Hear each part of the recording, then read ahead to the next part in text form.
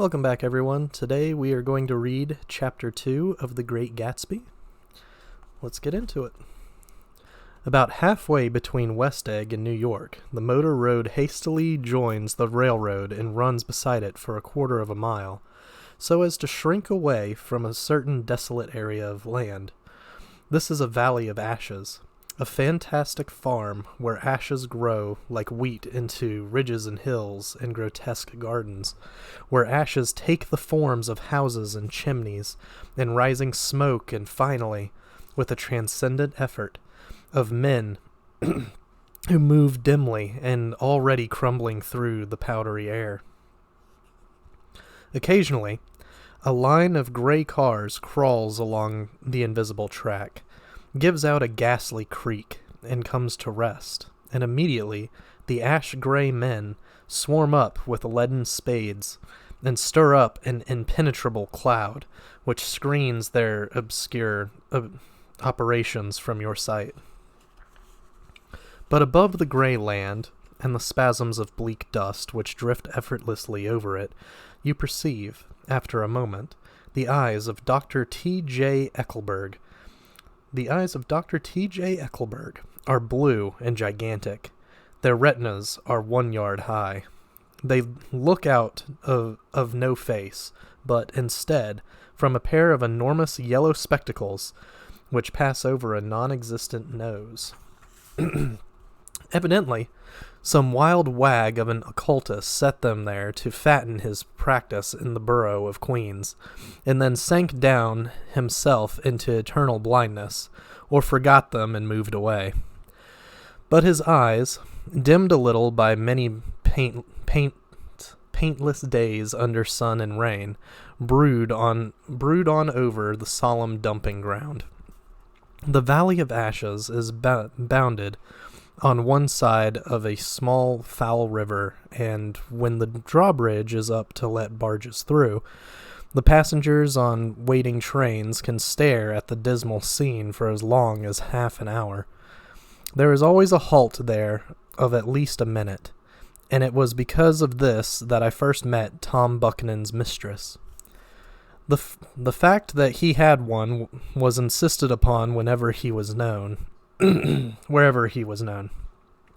His acquaintances resented the fact that he turned up in popular restaurants with her and, leaving her at a table, sauntered about, chatting with whomsoever he knew.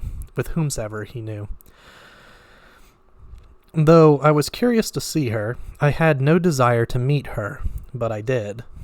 I went up to New York with Tom on the train one afternoon, and when we stopped by the ash heaps, he jumped to his feet and, taking hold of my elbow, literally forced me from the car. "We're getting off," he insisted. "I want you to meet my girl." I think he'd tanked up a good deal of luncheon, and his determination to have my company bordered on violence. The supercilious assumption was that on Sunday afternoon I had nothing better to do. I followed him over a low whitewashed railroad fence, and we walked back 100 yards along the road under Dr. Eckelberg's persistent stare. The only building in sight was a small block of yellow brick sitting on the edge of the wasteland. A sort of compact Main Street, many stirring to it, and contiguous to absolutely nothing. One of the 3 shops it contained was for rent, and another was an all-night restaurant, approached by a trail of ashes. The third was a garage, repairs, George B. Wilson, cars bought and sold, and I followed Tom inside. The interior was unpreposterous and bare. The only car visible was the dust-covered wreck of a Ford which crouched in a dim corner. It had occurred to me that this shadow of a garage must be a blind, and that sumptuous and romantic apartments were concealed overhead when the proprietor himself appeared in the door of an office, wiping his hands on a piece of waste. He was a blond, spiritless man, anemic, and faintly handsome, When he saw us, a damp gleam of hope sprang into his light blue eyes. "Hello, Wilson, old man," said Tom, slapping him jovially on the shoulder. "How's business?" "I can't complain," answered Wilson unconvincingly. "When are you going to sell me that car?" "Next week. I've got my man working on it now." "Works pretty slow, don't he?" "No, he doesn't," said Tom coldly. "And if you feel that way about it, maybe I'd better sell it somewhere else after all." I don't mean that," explained Wilson quickly. "I just meant—" His voice faded off, and Tom glanced impatiently around the garage. Then I heard footsteps on a stairs, and in a moment the thickish figure of a woman blocked out the light from the office door. She was in the middle 30s and faintly stout, but she carried her surplus flesh sensuously, as some women can. Her face, above a spotted dress of dark blue crepe de chine, contained no facet or gleam of beauty, but there was an immediately perceptible vitality about her, as if the nerves of her body were continually smoldering. She smiled slowly, and walking through her husband as if he were a ghost, shook hands with Tom, looking him flush in the eye. Then she wet her lips, and without turning around, spoke to her husband in a soft, coarse voice. "Get some chairs, why don't you, so somebody can sit down." "Oh, sure," agreed Wilson hurriedly, and went toward the little office, mingling immediately with the cement color of the walls. A white ashen dust veiled his dark suit and his pale hair, as it veiled everything in the vicinity, except his wife, who'd moved close to Tom. "I want to see you," said Tom intently. "Get on the next train." "All right. I'll meet you by the newsstand on the lower level." She nodded and moved away from him just as George Wilson emerged with 2 chairs from his office door. We waited for her down the road and out of sight. It was a few days before the 4th of July, and a gray, scrawny Italian child was setting torpedoes in a row along the railroad track. "Terrible place, isn't it?" said Tom, exchanging a frown with Dr. Eckelberg. "Awful. It does her good to get away." "Doesn't her husband object?" "Wilson? He thinks she goes to see her sister in New York. He's so dumb he doesn't know he's alive." So Tom Buchanan and his girl and I went up together to New York. Or not quite together, for Miss Wilson sat discreetly in another car. Tom deferred that much to the sensibilities of those East Eggers who might be on the train. She had changed her dress to a brown-figured muslin, which stretched tight over her rather wide hips as Tom helped her to the platform in New York. At the newsstand, she bought a copy of Town Tattle and a moving picture magazine. And in the station drugstore, some cold cream and a small flask of perfume. Upstairs, in the solemn echoing drive, she let 4 taxicabs drive away before she selected a new one, lavender-colored with gray upholstery, and in this we slid out from the mass of the station into the glowing sunshine. But immediately she turned sharply from the window and, leaning forward, tapped on the front glass. "I want to get one of those dogs," she said earnestly. "I want to get one for the apartment. They're nice to have, a dog." We backed up to a gray old man who bore an absurd resemblance to John D. Rockefeller. In a basket swung from his neck cowered a dozen very recent puppies of an intermediate breed. "What kind are they?" asked Miss Wilson eagerly as he came to the taxi window. "All kinds. What kind do you want, lady?" "I'd like to get one of those police dogs. I don't suppose you got that kind." The man peered doubtfully into the basket, plunged in his hand, and drew one up, wriggling by the back of the neck. "That's no police dog," said Tom. "No, it's not exactly a police dog," said the man with disappointment in his voice. "It's more of an Airedale." He passed his hand over the brown wash rag of a back. "Look at that coat. Some coat. That's a dog that'll never bother you with catching cold." "I think it's cute," said Miss Wilson enthusiastically. "How much is it?" "That dog?" He looked at it admiringly. "That dog will cost you $10. The Arendelle, undoubtedly there was an Arendelle concerned in it somewhere, though its feet were startlingly white, changed hands and settled down into Miss Wilson's lap, where she fondled the weatherproof coat with rapture. "Is it a boy or a girl?" she asked delicately. "That dog? That dog's a boy."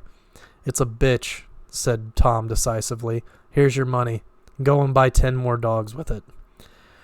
We drove over to Fifth Avenue, so warm and soft, almost pastoral, on the summer Sunday afternoon that it wouldn't have been surprised to see a great flock of white sheep turn the corner. "Hold on," I said. "I have to leave you here." "No, you don't," imposed Tom quickly. "Myrtle'll be hurt if you don't come up to the apartment, won't you, Myrtle?" "Come on," she urged. "I'll telephone my sister, Catherine. She's said to be very beautiful by people who ought to know." "Well, I'd like to, but..." We went on, cutting back again over the park toward the West Hundreds. At 158th Street, the cab stopped at one slice in a long white cake of apartment houses, throwing a regal homecoming glance around the neighborhood. Miss Wilson gathered up her dog and her other purchases and went hotly in. "I'm going to have the McKees come up," she announced as we rose in the elevator. And of course, I got to call up my sister, too. The apartment was on the top floor. A small living room, a small dining room, a small bedroom, and a bath. The living room was crowded to the doors with a set of tapestried furniture entirely too large for it, so that to move about was to stumble continually over scenes of ladies swinging in the gardens of Versailles. The only picture was an over-enlarged photograph, apparently a hen sitting on a blurred rock. Looked at from a distance, however, the hen resolved itself into a bonnet, and the countenance of a stout old lady beamed down into the room. Several old copies of Town Tattle lay on the table together with a copy of Simon Called Peter, and some of the small scandal magazines of Broadway. Miss Wilson was first concerned with the dog. A reluctant elevator boy went for a box full of straw and some milk, to which he added on his own initiative a tin of large, hard dog biscuits, one of which decomposed apathetically in the saucer of milk all afternoon. Meanwhile, Tom brought out a bottle of whiskey from a locked bureau door. I have been drunk just twice in my life, and the second time was that afternoon, so everything that happened has a dim, hazy cast over it, although until after 8 o'clock the apartment was full of cheerful sun. Sitting on Tom's lap, Miss Wilson called up several people on the telephone. Then there were no cigarettes, and I went out to buy some at the drugstore on the corner. When I came back, they had disappeared, so I sat down discreetly in the living room and read a chapter of Simon Called Peter. Either it was terrible stuff or the whiskey distorted things, because it didn't make any sense to me. Just as Tom and Myrtle, after the first drink, Miss Wilson and I called each other by our first names, reappeared, company commenced to arrive at the apartment door. The sister Catherine was a slender, worldly girl of about 30, with a solid, sticky bob of red hair, and a complexion powdered milky white. Her eyebrows had been plucked and then drawn on again at a more rakish angle, but the efforts of nature toward the restoration of the old alignment gave a blurred air to her face. When she moved about, there was an incessant clicking as innumerable pottery bracelets jingled up and down upon her arms. She came in with such a haste and looked around so possessively at the furniture that I wondered if she lived here. But when I asked her, she laughed immoderately, repeated my question aloud, and told me she lived with a girlfriend at a hotel. Mr. McKeef was a pale, feminine man from the flat below. He had just shaved, for there was a white spot of lather on his cheekbone, and he was most respectful in his greetings to everyone in the room. He informed me that he was in the artistic game, and I gathered later that he was a photographer and had made the dim enlargement of Miss Wilson's mother, which hovered like an ectoplasm on the wall. His wife was shrill, languid, handsome, and horrible. She told me with pride that her husband had photographed her 127 times since they had been married. Miss Wilson had changed her costume some time before, and was now attired in an elaborate afternoon dress of cream-colored chiffon, which gave out a continual rustle as she swept about the room. With the influence of the dress, her personality had also undergone a change. The intense vitality that had been so remarkable in the garage was converted into impressive hauteur. Her laughter, her gestures, her assertions became more violently affected moment by moment, and as she expanded, the room grew smaller around her, until she seemed to be revolving on a nosy, creaking pivot through the smoky air. "My dear," she told her sister in a high, mincing shout, "most of these fellows will cheat you every time. All they think of is money. I had a woman up here last week to look at my feet, and when she gave me the bill, you'd have thought she'd had my appendicitis out." What was the name of that woman?" asked Miss McKee. "Miss Elderhart. She goes around looking at people's feet in their own homes." "I like your dress," remarked Miss McKee. "I think it's adorable." Miss Wilson rejected the compliment by raising her eyebrow in disdain. "It's just a crazy old thing," she said. "I just slip it on sometimes when I don't care what I look like. But it looks wonderful on you, if you know what I mean," pursed Miss McKee. "If Chester could only get you in that pose, I think he could make something of it." We all looked in silence at Miss Wilson, who removed a strand of hair from over her eyes and looked back at us with a brilliant smile. Miss McKee regarded her intently with his Mr. McKee regarded her intently with his head on one side, and then moved his hand back and forth slowly in front of his face. "I should change the light," he said after a moment. "I'd like to bring out the modeling of the features, and I'd try to get hold of all the back hair." "I wouldn't think of changing the light," cried Miss McKee. "I think it's—" her husband said, "Shh," and we all looked at the subject again, whereupon Tom Buchanan yawned audibly and got to his feet. "You McKees have something to drink," he said. "Get some more ice and mineral water. Myrtle, before everybody goes to sleep. Get some more ice and mineral water, Myrtle, before everybody goes to sleep." "I told that boy about the ice." Myrtle raised her eyebrows in despair at the shiftlessness of the lower orders. "These people, you have to keep after them all the time." She looked at me and laughed pointlessly. Then she flounced over to the dog, kissed it with ecstasy, and swept into the kitchen, implying that a dozen chefs awaited her orders there. "I've done some nice things out on Long Island," asserted Mr. McKee. Tom looked at him blankly. "2 of them we have framed downstairs." "2 what?" demanded Tom. "2 studies. One of them I call Montauk Point, the gulls, and the other I call Montauk Point, the sea." The sister Catherine sat down beside me on the couch. "Do you live down on Long Island too?" she inquired. "I live at West Egg." "Really? I was down there at a party about a month ago at a man named Gatsby's. Do you know him?" "I live next door to him." "Well, they say he's a nephew or a cousin of Kaiser Wilhelm's. That's where all his money comes from." "Really?" She nodded. I'm scared of him. I'd hate to have him get anything on me."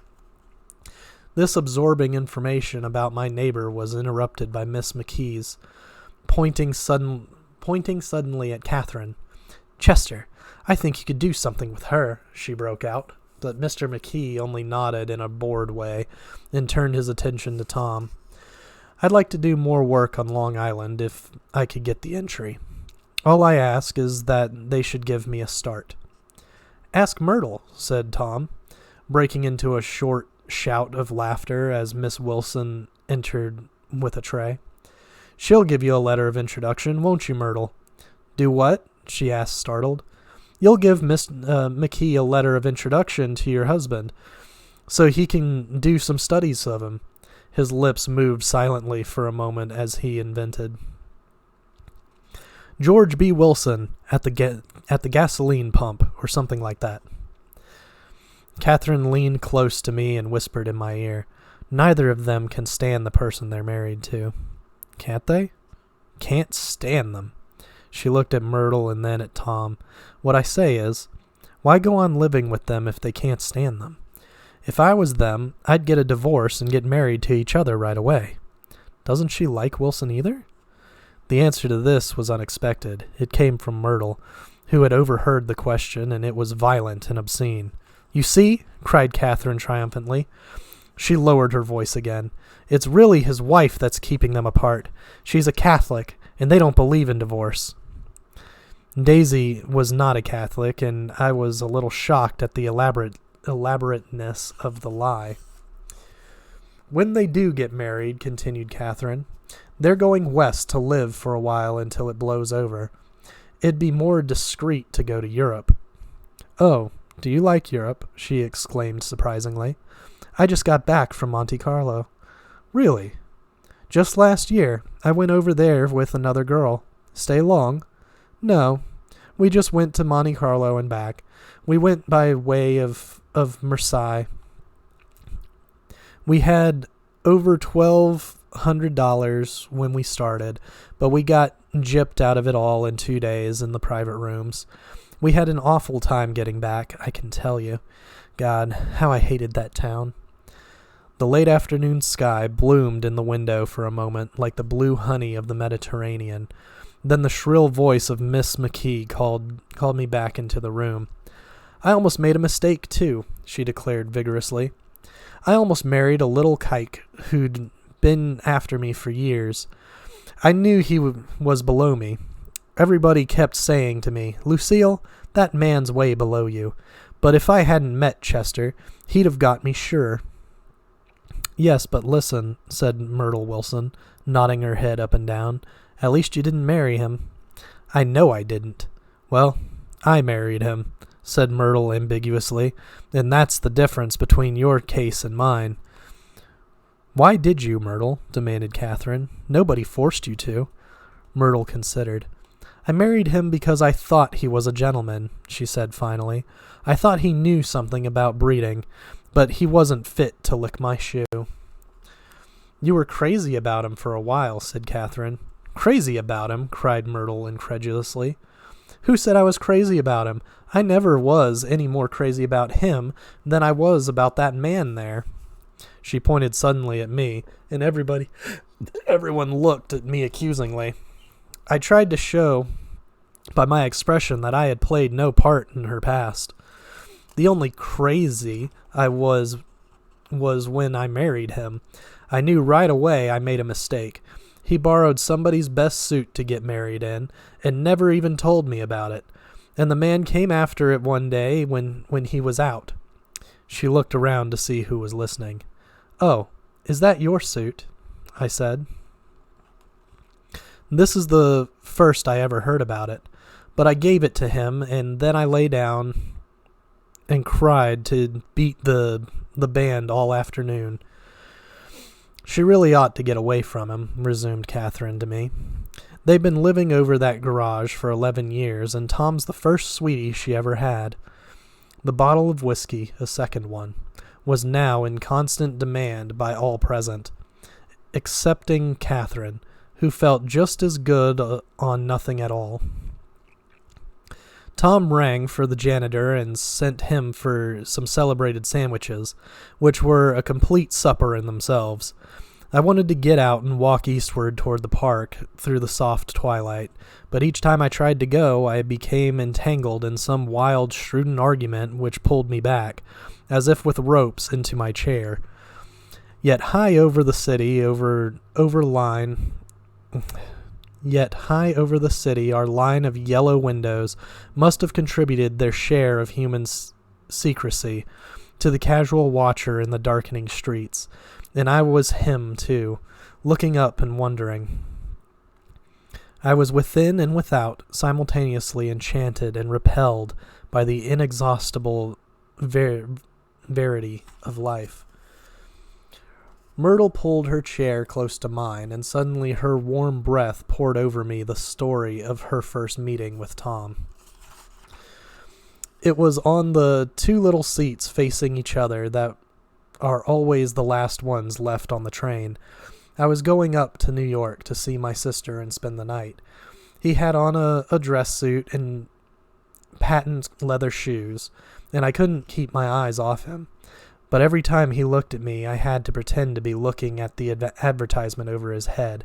When we came into the station, he was next to me, and his white shirt font pressed against my arm. And so I told him I'd have to call a policeman, but he knew I lied. I was so excited that when I got into a taxi with him, I didn't hardly know I was getting into a subway train. All I kept thinking about over and over was, "You can't live forever. You can't live forever." She turned to Miss McKee, and the room rang full of her artificial laughter. "My dear," she cried, "I'm going to give you this dress as soon as I'm through with it. I've got to get another one tomorrow. I'm going to make a list of all things I've got to get. A massage and a wave and a collar for the dog and one of those cute little ashtrays where you touch a spring and a wreath with a black silk bow for Mother's grave. That'll last all summer. I got to write down a list so I won't forget all the things I got to do." It was 9 o'clock. Almost immediately afterward, I looked at my watch and found it was 10. Mr. McKee was asleep on a chair with his fists clenched in his lap, like a photograph of a man of action. Taking out my handkerchief, I wiped from his cheek the remains of the spot of dried lather that had worried me all the afternoon. The little dog was sitting on the table looking with blind eyes through the smoke, and from time to time groaning faintly.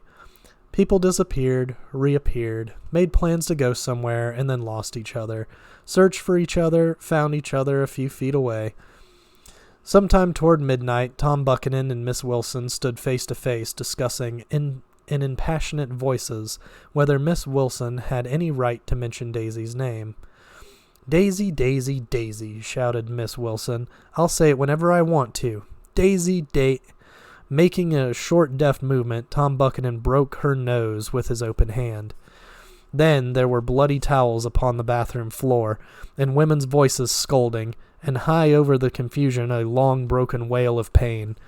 Mr. McKee awoke from his doze, and started in a daze toward the door. When he had gone halfway, he turned around and stared at the scene, his wife and Catherine scolding and consoling as they stumbled here and there among the crowded furniture with articles of aid, and the despairing figure on the couch, bleeding fluently, and trying to spread a copy of Town Tattle over the tapestry scenes of Versailles. Then Mr. McKee turned and continued on out the door. Taking my hat from the chandelier, I followed. "Come to lunch some day," he suggested as we groaned down in the elevator. "Where?" "Anywhere." "Keep your hands off the lever," snapped the elevator boy. "I beg your pardon," said Mr. McKee with dignity. "Didn't know I was touching it." "All right," I agreed. "I'll be glad to." I was standing beside his bed, and he was sitting up between the sheets, clad in his underwear, with a great portfolio in his hands. Beauty and the Beast, Loneliness, Old Grocery Horse, Brook and Bridge. Then I was laying half asleep in the cold lower level of the Pennsylvania station, staring at the morning Tribune and waiting for the 4 o'clock train. That ends today's episode. Next week, we'll get into Chapter 3.